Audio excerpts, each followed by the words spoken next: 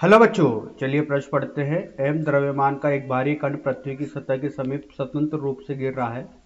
क्या इसकी गति की रेखा 50 सेंटीमीटर पूर्व की ओर स्थित एक बिंदु के परित इस कण पर लगने वाला बलागुण शून्य है? यदि नहीं, तो क्या यह बलागुण कण में कोई कोणीय त्वरण उत्पन्न कर रहा है? तो आइए बच्चों, प्रश्न के लिए सर्वप्रथम मुख्य अवधारणा की चर्चा करते हैं और बच्चों इसी मुख्य अवधारणा के आधार पर प्रश्न को हल किया जाएगा। देखिए बच्चों, इसकी जो मुख्य अवधारणा होगी बल आघूर्ण पर आधारित। तो देखिए बच्चों, जो बलागुण होता है बच्चों दूरी का सदिश गुणन होता है बच्चों बल के साथ। अगर इसका परिमाण लिखा जाए तो बच्चों परिमाण कुछ इस प्रकार से लिखा जाता है।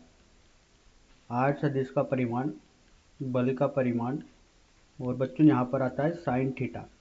ये कोण होता है बच्चों दूरी का, बल के साथ जिस बिंदु के परित बलागुण निकाल रहे हैं वहाँ से दूरी बल की, उनके बीच का कोण होता है बच्चों। तो कोण अधिकतम 90 डिग्री पर बलागुण अधिकतम मिलता है, वो मिलता है बच्चों देखिए आर एफ। जब ये दोनों एक दूसरे के लंबवत होंगे तो यहाँ पर बलागुण अधिकतम मिलेगा। तो देखिए बच्चों, आइए इस मुख्य उदाहरण के आधार पर प्रश्न को हल करते हैं। तो देखिए बच्चों, यहाँ पर एक एम द्रव्यमान का कोई भारी कण है। ये एक एम द्रव्यमान का कोई भारी कण है और ये स्वतंत्र रूप से गिर रहा है। तो बच्चों इसका भार जो होगा वो नीचे की ओर लग रहा होगा mg। अब इसकी रेखा, गति की रेखा से बच्चों, ये इसकी गति की रेखा है, ये कुछ इस प्रकार से गति कर रहा है। ठीक है, पूर्व की ओर, ये बच्चों पूर्व दिशा में 50 सेंटीमीटर। ये एक बिंदु है बच्चों, इस बिंदु को लेते हैं बच्चों, इस बिंदु का नाम देते हैं P।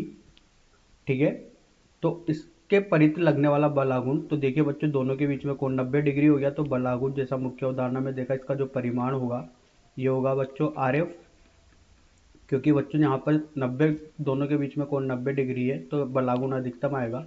तो आर का मान होगा बच्चों 50/100 मीटर में लेंगे बच्चों इसको। और बल लग रहा है वो लग रहा है mg का, तो यहाँ पर आएगा 0.5 mg और इसका मात्रक होगा न्यूटन मीटर। तो बच्चों ये बलागुण आ चुका है बिंदु P के परित। अब देखिए बच्चों, यहाँ पर पूछा गया है क्या बलागुण, तो बलागुण तो बच्चों शून्य नहीं है, कुछ ना कुछ बलागुण आ रहा है, उसका मान है देखो 0.5 mg। अब देखिए बच्चों, यहाँ पर बोला कि कोई कोणीय त्वरण उत्पन्न कर रहा है क्या, तो कोई यहाँ पर देखिए, अगर सीधे शब्दों में देखा जाए तो कोई कोणीय त्वरण उत्पन्न न होगा, कोणीय त्वरण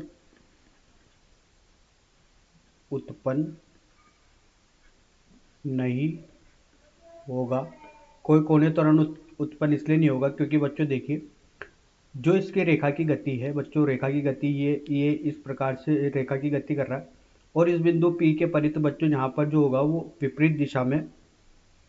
ठीक है, एक कार्यकारी बलागुण लाने के लिए बच्चों बिंदु P के परित यहाँ पर देखिए क्या होगा कि एक विपरीत दिशा में और समान परिमाण का एक अरेखीय बल जो होगा वो लग रहा होगा। तो इसके परित भी बच्चों यहाँ पर mg के विपरीत भी एक कोई ना कोई बल लग रहा होगा और इस 50 सेंटीमीटर के विपरीत भी एक बल लग रहा होगा। तो देखिए यहाँ पर क्या होगा कि इस वजह से इनकी जो बल की जो कार्यकारी रेखा होती है, ठीक है, इनके परित और विपरीत दिशा में एक बल लग रहा होगा। ठीक है, तो यहाँ पर देखिए एक कार्यकारी बलागुण का परिमाण निकल के आएगा बच्चों बिंदु P के परित। ठीक है, तो जिसकी वजह से बच्चों यहाँ पर क्या होगा, कोई कोणीय त्वरण उत्पन्न नहीं होगा। ठीक है, तो आशा करता हूँ बच्चों आपको यह समझ में आया होगा। धन्यवाद।